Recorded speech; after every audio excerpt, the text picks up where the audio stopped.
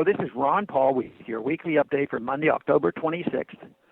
Last week, the U.S. House of Representatives called former Secretary of State Hillary Clinton to appear before a select committee looking into the attack on the U.S. facility in Benghazi, Libya in 2012.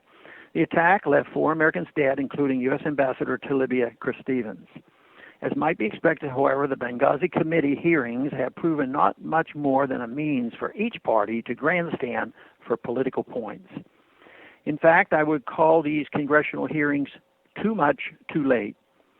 4 years after the U.S.-led overthrow of the Libyan government, which left the country a wasteland controlled by competing Islamist gangs and militias, the committee wants to know whether Hillary Clinton had enough guards at the facility in Benghazi on the night of the attack. The most important thing to look into about Libya is Hillary Clinton's emails or management style while Secretary of State. Why was there no House committee hearing before the president launched his war in Libya? Why was there no vote on whether to authorize the use of force? Why was there no hearing after the president violated the Constitution by sending the military into Libya with UN authorization rather than congressional authorization? There are constitutional tools available to Congress when a president takes the country to war without a declaration or authorization. At the time, President Obama claimed he did not need authorization from Congress because the U.S. was not engaged in hostilities. It didn't pass the laugh test, but Congress did next to nothing about it. When the Obama administration decided to attack Libya, I joined Dennis Kucinich and others in an attempt to force a vote on the president's war.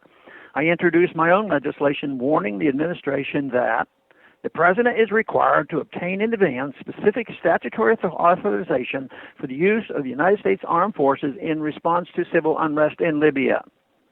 We even initiated a lawsuit in the U.S. District Court for the District of Columbia asking the courts to rule on whether the president broke the law in attacking Libya. Unfortunately, we got nowhere with our efforts. When it looked like we had the votes to pass a resolution introduced by Representative Kucinich to invoke the War Powers Resolution requirements on the president for the use of force in Libya, Speaker Boehner canceled the vote.